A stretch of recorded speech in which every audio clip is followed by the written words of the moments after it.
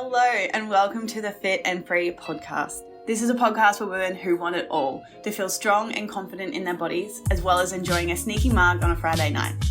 I'm an exercise physiologist and sports nutritionist, here to teach you how to achieve your body goals without food and your body controlling your life. So let's jump in.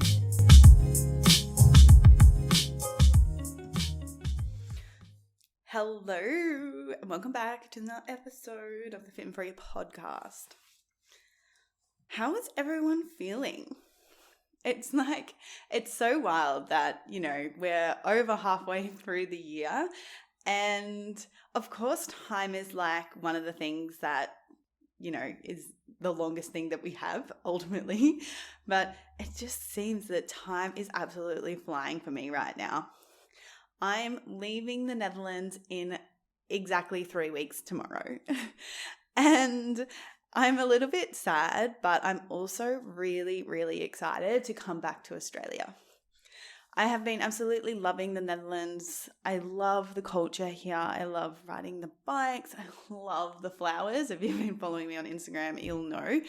Literally anytime I walk past the markets, I'm taking a photo. But I'm really excited to come back to Australia and just come back into more of a routine. We've been traveling now for almost 2 years, and it's safe to say that I absolutely love this lifestyle and I love this variety and I love everything that I've experienced this year. I've been to South Africa, I've been to the Dominican Republic, I've been to Italy, I've been to Greece, I've been to Lombok, I've lived in Bali, and then of course spending, the last 2 months in the Netherlands. It's safe to say that I am super, super grateful. But at the same time, I am absolutely craving a sense of stability and certainty. So I'm really excited for the next venture, the next, 6 months to 12 months of my life in particular. But the cool thing is that I don't really know what that's going to look like. So at the same time, it's really fun. And I'm actually excited that I don't know what's kind of next.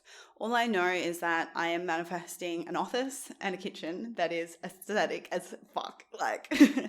I'm a foodie and I love it. So that's definitely the two things that is going to be happening in my life. I'm super stoked on my training right now. I have started following a new program, which I'm super stoked about. Instead of training 2 upper and 2 lower body days, I've completely changed it to 4 full body days. And the reason me personally, I like to mix things up a little bit is because it's a really good way for me to develop my skills as a coach. I've actually got someone else writing my program for me right now, and I'm really enjoying it. I'm really enjoying new programming. I'm enjoying the variety, but most importantly, I am really enjoying my total shift and focus in with my training at the moment. And that is for pure performance. Everything right now, the way that I'm fueling my body, my nutrition, the way that I am, recovering, setting boundaries in and around my sleep, of course, and how much exercise that I'm doing outside and inside of the gym. Everything is really centered and focused in and around performance. I've got some really nice performance goals that I've set that I'm working currently towards. Things like getting those 10 freaking pull-ups. Right now, I'm 7. I can smash out 6, 7. But I reckon I'm going to get there pretty quick, and I'm pretty excited about it. But this is the thing that's really making me lit up at the moment and really keeping me motivated and really keeping me excited. So I did start it at the start of the year. I spoke about this whole thing of this strong girl era, and I'm absolutely stepping back into my strong girl era. And I did start it at the beginning of the year, and I did my 1RMs, and I was going to share my whole story with you guys on TikTok. But then I thought to myself, and I was like, well, is this actually realistic with the lifestyle that you're about to live? This was the point where I was just about to fly to South Africa, to then go to Bali, to then, go to Europe. And with my training this year up until now, it really hasn't been all of that consistent. I've still gone because I freaking love it. And I love the way that it makes me feel, but actual progression this year, I haven't really had very much, simply because I've been traveling and that's really been the priority for me. I'm proud of myself for absolutely keeping some consistency within everything that I've done this year. But yeah, at the same time, it's definitely not something that, where I would like to be. And that's why I'm really craving a little bit more security in my life. And I'm really excited for that, because one of the things that I'm really going to be focusing on is moving into my strong girl era. And I was reflecting on this, and I was reflecting on goal setting and like everything that I wanted to achieve. And something that I used to do, and I'm going to do a full podcast episode on this and like SMART goals and like why people don't achieve their goals. But one of the biggest reasons why is because people don't set realistic goals. Like I was watching a YouTube video this morning and it was, I'm doing the 75 hard challenge. And like, I've never met someone who said that they're going to do the 75 hard challenge and has completely finished it. It's like, you're so motivated and you're so excited for the first 2 weeks, but then when fucking shit gets hard and shit hits the fan and things are going on, you give in the towel. You're like, oh yeah, I made it 35 days, but I had to give up because of X. Right? And like ultimately what it's doing, it's setting you up in a failure loop. So you constantly get disheartened and you don't get, the feel good feeling from achieving your goals. And then you're just strengthening the thought process and the pattern of that I am a failure, that I can't do something, that it's not possible for me. Well, of course it's not possible for you and you can't do it if it's not freaking realistic. So this whole point of this strong girl era is really being crystal clear on my goals and my vision and stepping into this strong girl era, as in the strong girl characteristics day of really becoming this next level version of me. Because we know from quantum physics, from the law of attraction and all of the things, is that in order to truly reach your goals it's not about necessarily reaching your goal, but it's more about who you become in order to get there. And like, you're not going to become a new version of yourself if you keep doing the same thing over and over again. So this is why I'm labeling this as my strong girl era, because it's not just about setting a goal. It's about completely shifting and changing my identity so that I actually achieve everything that I want. So what does the strong girl era look like? So the strong girl era is completely, performance based. We are getting strong. We are really like, all my focus now is really about improving my performance. My nutrition, I'm eating at maintenance calories. Some days I'm eating in a little bit of a surplus, because it's all about being able to perform in the gym. In order to become a strong girl, I need to be supporting that through my food. So making sure I'm eating enough protein every day, making sure I'm eating enough carbohydrates every day, making sure that, of course, I'm eating enough fats. And then, of course, making sure I'm eating enough micronutrients, enough fiber, so that my digestion is good, my energy is stable and, lasts evenly throughout the day. The next thing that I'm working on with my strong girl era is recovery, and really making sure that I'm monitoring this. And I've put it on my wish list for my 30th birthday, is that I want to get an Oura ring. If you don't know what that is, it's like an Apple Watch, but it's a ring, and it monitors your activity, it monitors your recovery, it monitors your sleep. This is one of the best measures, biometric. It's one of the best biometric measures that you can buy. And yeah, I really want to get one. So that's a vibe. But yeah, making sure I'm monitoring that I'm getting 8 hours of sleep every night, monitoring my recovery, like how I'm feeling the next day, like how is my body recovering? Am I feeling heavy? Am I feeling lethargic? How is my motivation to train? Am I excited to train or am I less excited to train? Okay, let's monitor this and how I'm feeling overall. Not just physical symptoms, but like psychological symptoms as well, because if we're, one of the biggest signs of not recovering enough is losing that motivation to train. And if you're constantly feeling heavy and lethargic and, gross and like you just are resisting exercise, then it's a good chance that you're fully not recovering properly. And then with my exercise, like I've already spoken about, it's like really getting strong. It's really improving my performance, but it's also making sure that I'm like training at the right intensities in the gym. And this is something that I did a podcast episode on this, because I have been guilty of it in the past and being like, oh, I'll just skip the core exercise, or, oh, I just won't push as hard. Of course, there needs to be an element of like listening to my body, but there definitely needs to be a difference between like lazy energy and strong girl era energy. And that's what we're stepping into. We're smashing the gym. We're lifting heavy. We're having good technique. We are working on, improving our range of motion and all of the things. And then, of course, with the exercise as well, I want to speak to is rest periods. This is like rest periods. I definitely in the past haven't like paid too much attention to, but now like since for a month I've been timing my rest periods and it's been making such a difference. People don't look at rest as like a really important thing. However, our rest period is so important because we need to be able to rest so that the next set we can train at that higher intensity. And the strong girl era, the strong girl, absolutely, she times her rest so that every single set is quality and intentional. And that's the last thing, right? With like this, all of this is being fucking intentional. In order to be this version, we are being intentional. Paying more attention, being more intentional with what we're doing day to day, with our nutrition, with our exercise and recovery. And it's going to be an overall vibe.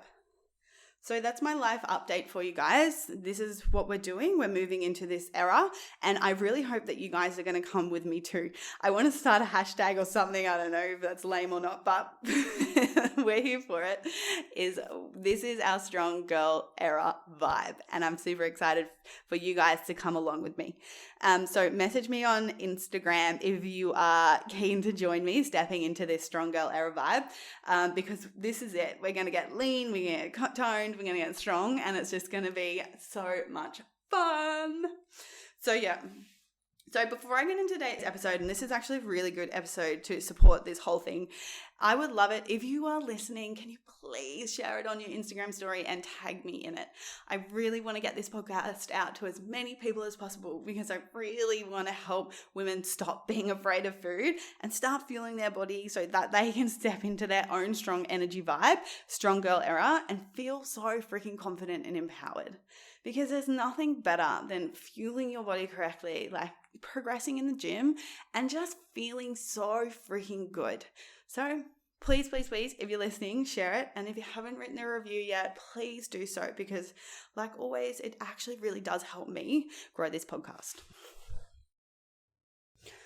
So today's episode is really like, it's so good to be linking into this is because today we're talking about underfueling and signs and symptoms that you are not eating enough and therefore sabotaging your body composition goals in terms of losing fat and building muscle. Because like it's the thing, right? It's so many people believe that eating as little as possible, eating low carb, eating low calories is going to make them lose fat and build muscle and get a toned physique. And I completely get it. I used to think that too, constantly trying to lose weight, focusing on doing all the things, burning the calories, eating low calorie foods, not adding carbohydrates or fats to my meals. But all it ended up doing was I lost my period. I had no energy. I had insane sugar cravings and I was binge restricting, right? So ultimately not allowing me to reach my body composition goals. Everyone tells us, right, that you have to eat in a calorie deficit and that you have to do more. More is better with your exercise. But there's the missing thing there, right? But there is a huge difference between eating enough food and overeating. And this is where so many people get it wrong. It's because people think that they're eating so much because they're filling up on all these vegetables, they're filling up on all these 0-calorie foods, and they get this illusion of being full. But because they're eating all these low-calorie foods, right? Remember, calories equals energy. Therefore, they're not giving their body enough energy, and therefore they're actually not eating enough, and then resulting in all these signs and symptoms. So this is what we're going to be talking about today. I think I've got more than 5 now. I think I've got 7 signs that you are absolutely not eating enough and therefore sabotaging your fat loss and muscle gaining goals, your toning goal. Okay. I want to go back a little bit to this whole era of where I was, like underfueling and over exercising. And that's the era that I'm going to call it. I'm doing everything in eras now, right? So this was about when I was 25, when I didn't have my period for 3 years. I was, training 6-7 times a week. I was, hardly eating any complex carbohydrates, especially at lunch and dinner. In brekkie I did. It was like, overnight oats, but then, the protein and the vegetables, and so many vegetables. So I get that illusion of being full. And then the same in dinner. And this was also the time that I went vegan as well. And of course, I look back on it and I was like, no wonder you felt so shit all the time. It's because you're eating next to nothing, and also probably missing out on so many vital micronutrients as well. So going back into this time, and I remember something really distinctly, and I was like, I remember when I was on the mission to get my period back, and I remember going to the doctor, and the doctor was like, you need to start eating more. You need to, eat more and reduce your exercise. And then I was like, what do you mean? What do you mean I'm exercising too much? And what do you mean that I'm not eating enough? I eat so much. I eat so much healthy food. I am, eating 3 meals and 2 snacks. But what I didn't realize is that my meals and my snacks were so low energy because they were full of lean protein and, powdered peanut butter and those 0-calorie noodles. So I had the illusion of eating a lot, but I actually wasn't eating enough calories. Sure, I was eating enough volume, but I wasn't eating enough calories. So therefore my body wasn't getting enough energy. So when they told me I had to eat more, I didn't understand. I didn't get it, because the thing that I thought to myself, I was like, I don't look like I am, under eating and over exercising. I don't look like, really, really tiny, and I don't look really, really fit. If I was overeating and under exercising, then why don't I look like the fit girls that I want to look like? And this was this whole thing where I was completely confused. But at the same time, I was struggling with not having a period, with really low energy, with sugar cravings, with binge restricting. So at the time, I didn't really put them two together. That's what was happening to me. Of course, body dysmorphia was absolutely playing into this. That's something that I absolutely struggled with for a long time. And of course, working on my body image and working on my self-love was a super, super important part of the puzzle.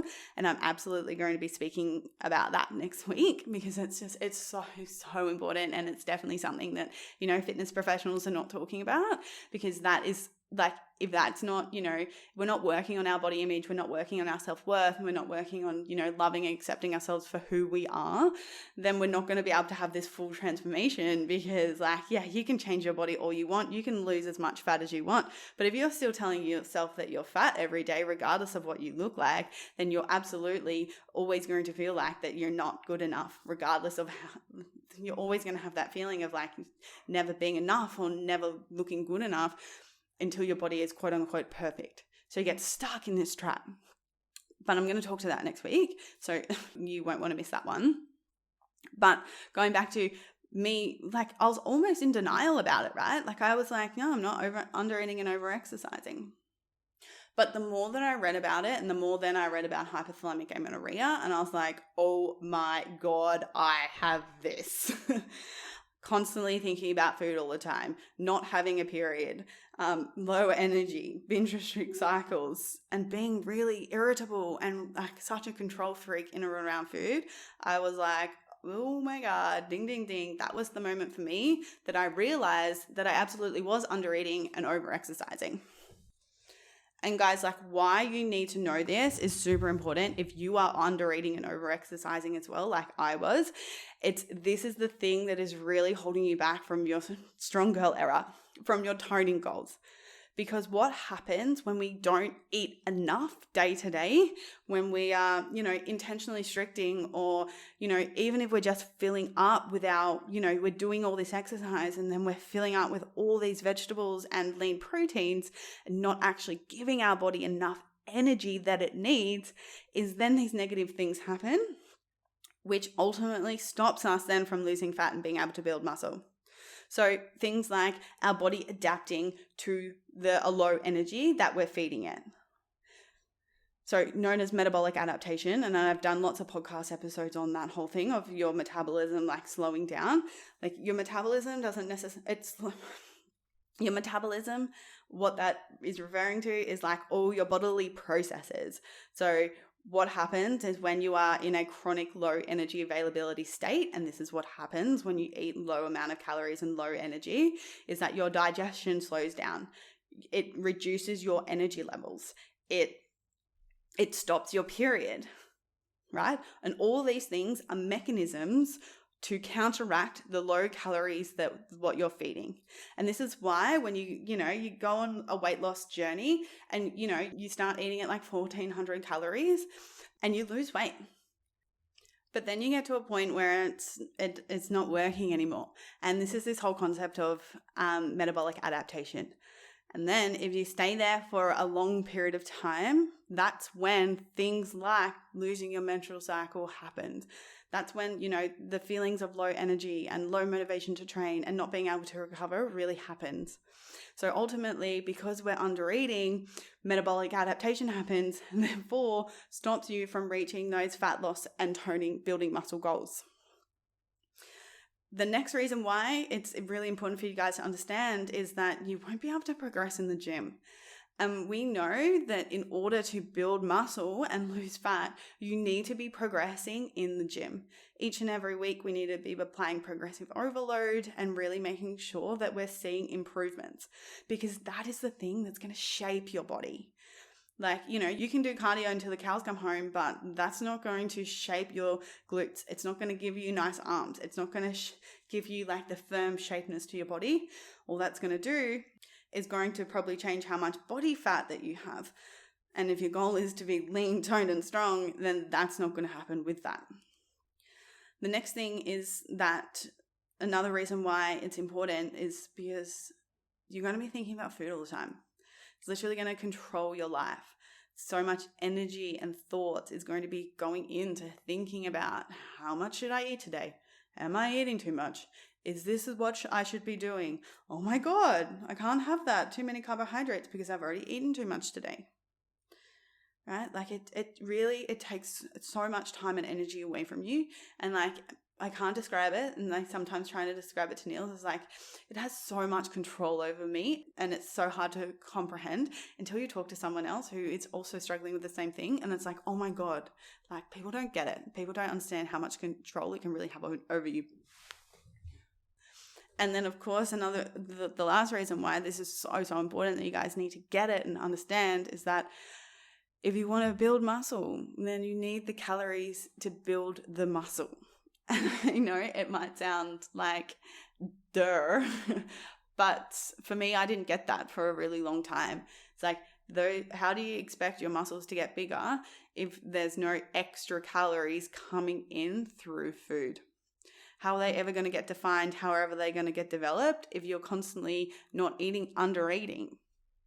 Like, it's next to impossible. You got to think about it like building Lego. It's like you can't make the tower taller unless you bring in extra Lego blocks from somewhere else. And that's what you want to think about is your food and your muscles. Your muscles are not going to get bigger on the tower if you don't have the extra Lego blocks helping them to get bigger. Right? So it's literally self-sabotaging. Any sort of toning goal is staying in this under-eating mentality. So at the end of this podcast episode, you're going to know if you are under-eating and therefore sabotaging your body composition goals, or also just like maybe bringing you into attention to why you might be struggling with these certain things, because literally I wish someone told me this to connect the dots for me.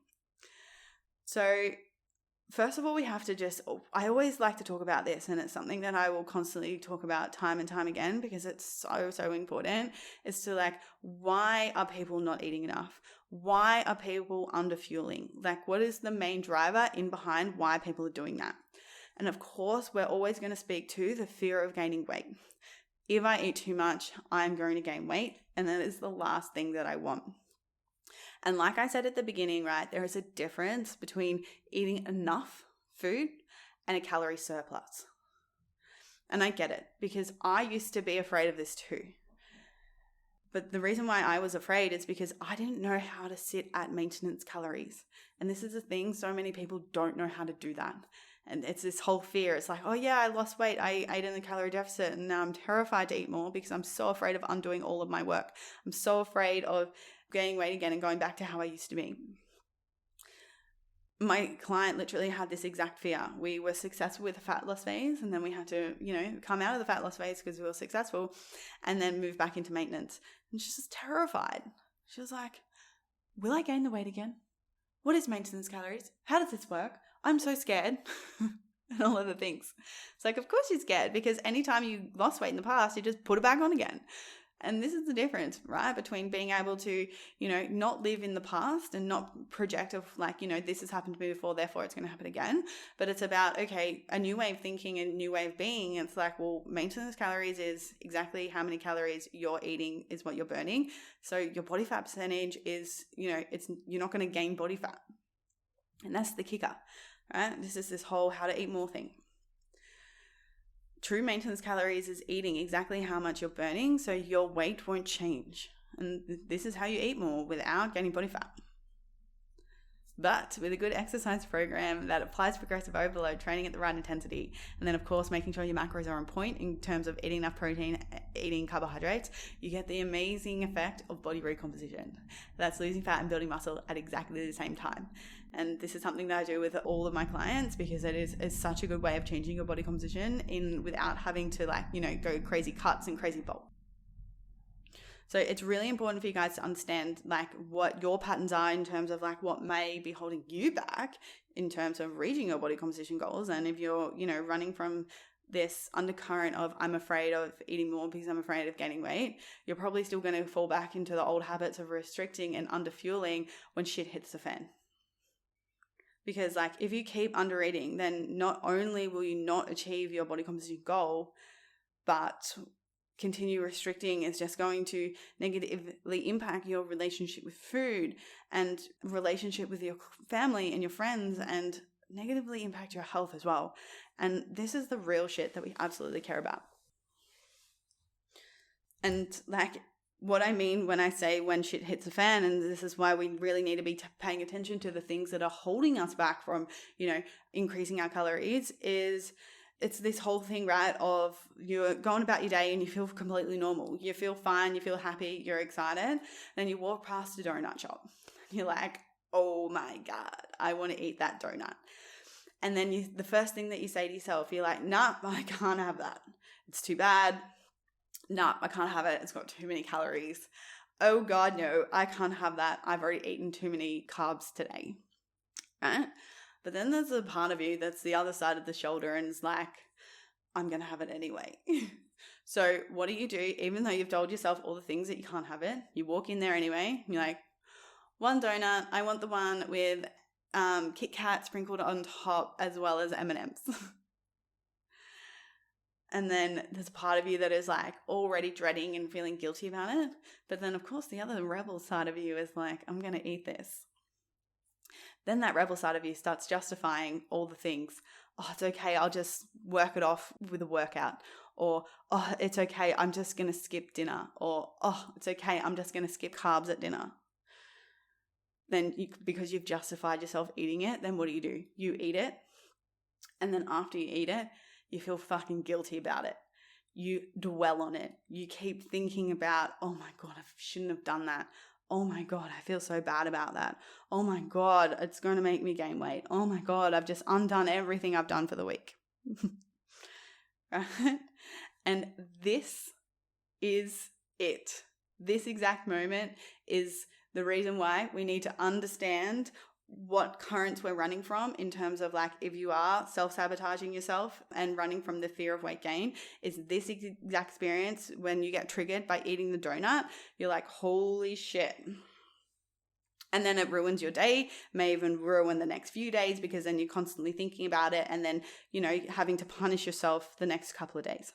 And then what happens? You kind of get over it and you move on and then you're happy again. You're excited about life and things are going okay.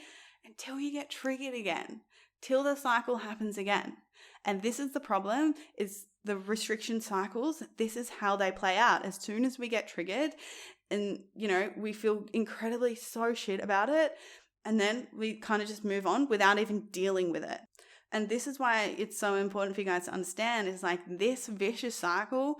You're not enjoying your exercise anymore. You're not enjoying food anymore. You're constantly just thinking about how you're going to change your body. And it's just fucked. Like it literally so fucked this cycle. So this is why it's so important to understand like why this is happening so we can transcend it. So you can start feeling good with your exercise again and start feeling nourished with your nutrition to step into this strong girl era. So how do you know if you are not eating enough? So these are really, really common signs that you can reflect on how you're feeling day to day and see if any of this is resonating with you. So the first one, of course, is having low energy. Typically when you wake up is a really common one. And then also in the afternoons and, 3 p.m. hits, you're super tired. You've got, you can't concentrate at work. You need to have like sugar to get you through the day. Like this is super, super common if you're not eating enough food. And this is the thing, guys, like most active females have a metabolic resting rate of about like 1,000 to 1,300, 1,400 in some people's cases, right? This is the energy to just stay alive. This has nothing to do with the exercise. This is literally the energy your body needs and is your body's burning every single day with just being alive. From your heart pumping to digesting food, through concentrating at work. All of these things require energy, require calories, right? And then you have to think about your daily exercise on what you're doing on top of your metabolic rate. So we've split this into two things. The first thing that we talk about is your daily movement, like how much movement that you're doing every day, like getting up, walking around, fidgeting, waving your arms around, right? All of this costs energy. And then you think about your gym session, right? Of course, that is going to burn more calories because you are working. Then you got to think about your run that you're going on. Then you got to think about the Pilates class. Then you got to think about, the bike rides that we're going on. Like all of these energy adds up.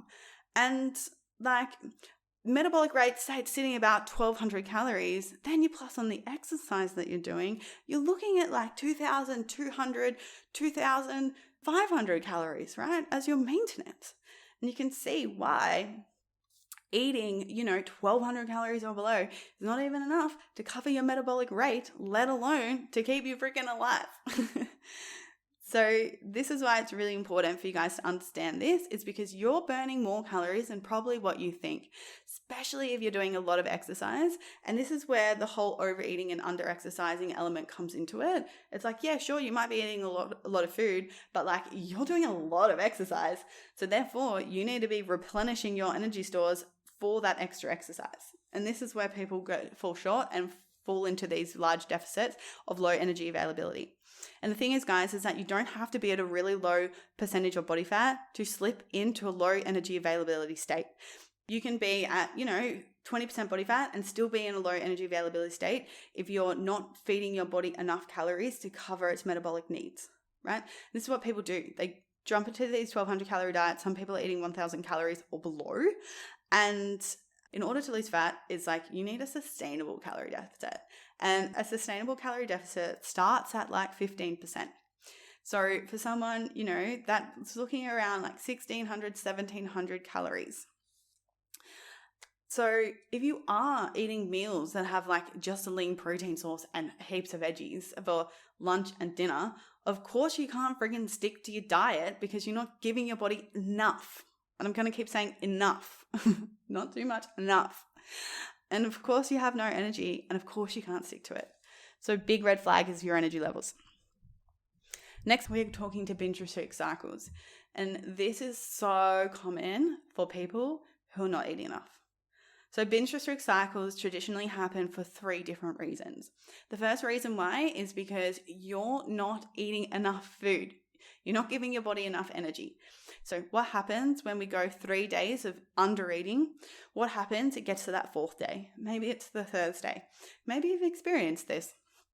It's the constant fixation on foods. It's the constant hunger and feeling really lethargic. And there's this thing that gets activated in you, and then all of a sudden you can't stop thinking about a certain thing. You are craving, maybe it's donuts or cookies or something, and it's there's this thing that gets activated in you, and then all of a sudden you've eaten 6 cookies.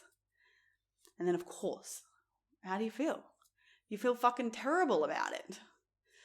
But what is happening is that because you've been underfeeding your body triggers primal hunger. And what happens when we're primary hungry? It's that whole sensation. I like to call it hangry. Is like, we start to shake. We can't concentrate on anything until we get food. We get really irrational. We get really angry, and we can't do anything unless we eat, right? I used to let myself get into this state all the time. I was constantly hangry, and I didn't realize not like this level of hunger was not normal, and it was not a good thing, because every time I was doing that, I was putting my body in a low energy availability state, like little micro ones. So of course I didn't have a freaking period because I wasn't giving my body enough energy. But it also was so impacting my life, right? I was a moody, cold bitch. And that's why. So this chronically undereating, it triggers this primal hunger. So then we need to eat. And then when this happens is we, more often than not, will overeat because we lose control.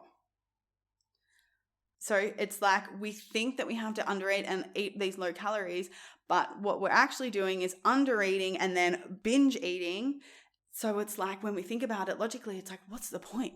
What's the point of putting ourselves through that for nothing? And then what happens, of course, we go back into the restriction loop.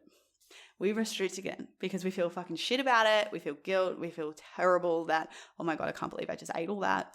We fall into shame spirals, and the cycle then restarts. Okay, so not eating enough. Number 2 is mental restriction.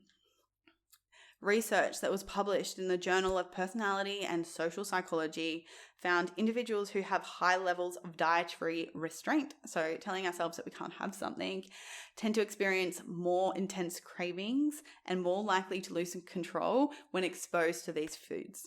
And this is a thing, right? Like, how many times have you told yourself that you can't have the Nutella but end up eating half a jar? Right? So mental restriction can be just as harmful as physical restriction. And so many people don't get that. And that's why I bang on about having a healthy relationship with food. And it's necessary and vital in order to be successful with any body composition goal. Because if you're constantly telling you can't have something and end up every Saturday binging on half a tub of Nutella, how is that ever going to be sustainable? Not only is your body going to fluctuate, but it's like the mental turmoil that it causes on you is also so hard to deal with. And then the third reason why binge restrict cycles happen is emotional reasons. And food is like, I always say this, it's more than just nourishment. It's more than just energy. Like, food is connection. Food is love. Food is, pleasure. Food is instant gratification in some cases. Like, it is really easy to soothe ourselves when we're feeling emotional with food. It's so easy for us to feel stressed and, for us to feel angry and for us to feel overwhelmed and all of the emotions. And it's really easy to go into the cupboard and get a block of chocolate. Instantaneously, we feel that instant gratification and we feel better, we self-soothe, but then of course we feel really shit about it. Then we feel guilt again and we feel shame. So this is why it's really important to be looking at this as well, even though it's not necessarily like under eating, but it's just a good thing to talk about in terms of like why binge restrict cycles are happening. So the next symptoms that we're under eating is imbalance in our hormones. And this one's really, really common. I experienced this myself in terms of losing my period. And there is lots of research now that's coming out about our body's hormones and how they react when we don't get enough energy. And different hormones like T3 from the thyroid, leptin from fat cells, insulin, ghrelin, testosterone, and cortisol all play roles in controlling how our body looks and how much we eat. And of course, how much energy we use on a day-to-day basis. The research is saying is like when people eat too little or have too low levels of body fat, so like think, a bikini competitor going on stage, is that their hormones react in a way that absolutely makes them hungrier. It slows down how fast they can burn energy. And it also can end up in losing muscle, so muscle atrophy. So first I want to speak to our sex hormones. And this is a really common thing in terms of women losing their periods when they're under fueling. And like I already said, like you don't have to be in a really low body fat percentage in order to lose your period. What can happen is because you constantly under fueling and you have all these metabolic adaptation changes, is that you can be in a low energy availability state, not necessarily at a really low body fat percentage, and still lose your period. Of course, it's more likely to be at a low body fat percentage and under fueling. Like that's most common where people lose their periods. But I do have to say is that, you know, even at like sitting at 20%, 16% body fat is you can still lose your period as a female if you're in these chronic energy low availability states. So of course, when we're under eating, what happens is levels of testosterone decrease, and the biggest one here for females is estrogen hormone decreases. So you'll lose your menstrual cycle, also known as hypothalamic amenorrhea. So that's sign one. And then without other hormones that get interfered with is our hormones that regulate our appetite. So leptin is the hormone that's produced by fat cells, and its crucial role in regulating appetite and energy balance.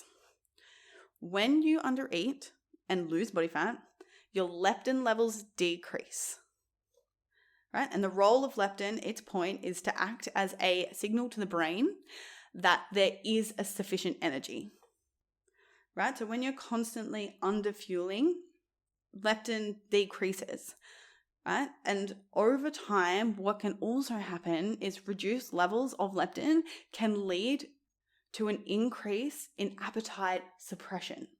And this is why what happens is when we undereat for a period of time, we stop feeling hungry.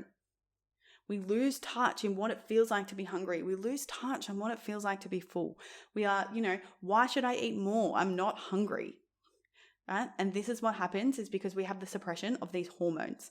It's actually physiologically changed in us. It's like, well, why would I send out these hormones when you're constantly not feeding me anymore? Right? And so this is why we don't feel hungry. Of course, this doesn't happen to everyone. And what also can happen to some people, right? Everyone is different. Everyone is going to respond in a different way. Is we have ghrelin levels as well. So ghrelin is referred to the hunger hormone.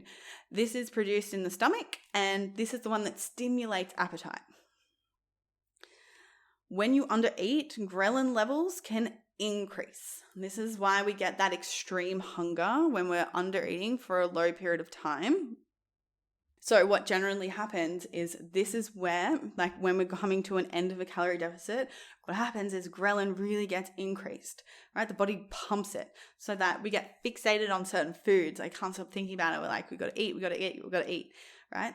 That you've got to remember that that's one of your body's signals of trying to increase you more likely to eat. It's like needing to go to the toilet, right? The body tells you it needs to pee. The body tells you when you're physically hungry, you get the signs and symptoms. You got, stomach pains, cloudy, but also thinking about food is another mechanism the body has in order to drive that to eat.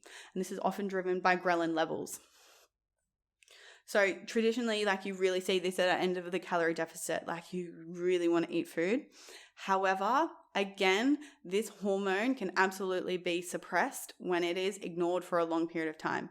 So yes, sometimes we get really hungry, but then if we ignore it and we don't respond to it, what happens is prolonged undereating can lead to desensitization of ghrelin receptors, resulting in this reduced hunger over time. And this is again feeding into, well, why should I need to eat when I'm not hungry? And then it also, builds the case of, well, I'm not overeating and I'm not under exercising. It's because I'm not even hungry. Why should I eat anymore? I remember going back and thinking about, getting my period back, and I had completely lost touch with my hunger and fullness cues too. This absolutely happened to me in terms of I didn't know what it felt like to be hungry, and I didn't know what it felt like to be full. I had no idea. And for a really long time because I had no idea. I didn't know what it felt like to be full. Like every time I would get full, it used to freak me the fuck out. I was like, oh my God, I was linking being full into weight gain, right? My jeans feeling tight was weight gain because I was eating too much. But actually, that's a really normal thing for that to be happening. So what happens is, so we get our appetite is reduced. And then what happens is then when we start eating more food, slowly, increasing our calories, we get this thing called extreme hunger. And this is when our hormones are coming back to life. And it significantly increases the drive to eat. And that's when we start allowing ourselves to increase our calories again. We feel extremely hungry and we feel never satisfied. So this is really important to talk about, is because this extreme hunger is really common when we come from a period of restriction. Of course, it's going to even out as our hormones go back into homeostasis, but you've got to remember there's going to be a healing time of all of this. And like, it's hard to deal with, but it's like, why would you keep running yourself into the ground? Like, why, doing all these things and not getting the result that you want anyway? You're not healthy. You're not excited about doing anything. And you're really still not happy with your body composition. So really, like, what's the point? The next sign is being irritable. Little things start to set you off. Or a really common one is especially in and around food. I remember having Neil's like offering to cook for me all the time. And he's like, oh, I'll make us dinner. And I was like, no, I need to be in control. I need to be in control of the calories. I need to know how much I'm eating. I need to know how much oil is in there. And this is the thing, like, I was so always irritable and angry and like moody, because like in my head, I was just so fixated on like looking a certain way and eating a certain amount of calories and constantly being stressed about it. Because, I didn't trust my body. There was no trust with my body at all. I didn't know what it felt like to be full. I didn't know what it felt like to be hungry. So, of course, I was absolutely not going to be able to, like, trust myself with someone else cooking for me. And this is the thing. It's like we have to build trust with our bodies again, and it's fucking hard. It's so hard. Anyway, but being irritable, definitely a big sign that you're not eating enough. And also, if you're not... how you're showing up in and around food in social situations, whether it's with your friends, going out for dinner, just on a Wednesday night with your partner. Like, how are you emotionally in and around food? And if you're freaking irritable and stressed and constantly think about it, big sign that you're probably not eating enough. And the last one I want to speak to today is a physical thing of feeling cold all the time. If you're constantly feeling cold, then definitely not eating enough, under eating could be the cause. Your body needs to burn a certain amount of calories in order to create heat and maintain a healthy, comfortable body temperature. In fact, even mild calorie restriction has been shown to lower core body temperature. So consuming too few calories can absolutely lead in the decrease in body temperature. And research have shown that it may be due to part lower levels of T3 thyroid hormone. And then the last two that I want to talk to, another big sign, I've already mentioned it, is constantly being fixated on food. Like I already said before, it's like this constant fixation is another way, it's a body's mechanism to get you to eat. So absolutely, if this is happening to you, constantly thinking about food, constantly thinking about a certain food, big sign that you're probably not eating enough. And then, of course, the last one I'm speaking to today is our exercise component of you can't increase your weights in the gym. If you keep getting back pain if you're deadlifting, or you keep getting hip pain, or, it feels shit, it doesn't feel good, is probably a big red flag that you're not eating enough. You're under recovering. And we know a part of recovery is absolutely nutrition. And, if you don't have enough protein, then we're not going to be improving. So, reflect on your gym progress. Are you getting stronger? Are you increasing your weights? Are you increasing in a linear fashion? Right? Because, again, it might be the reason why you might not be is probably because you're not eating enough. So, my loves, this was a long one. So, I appreciate you for being here. Thank you for staying along for the chat. I appreciate you guys more than you know. Please share it with a friend who you feel like might not be eating enough and struggling with some of these things, because it's like, well, like, let's just nail our nutrition and let's fuel our bodies correctly and then reap the benefits of feeling fucking good. So thank you again. Love you always. And I will be in your ears next week. Bye.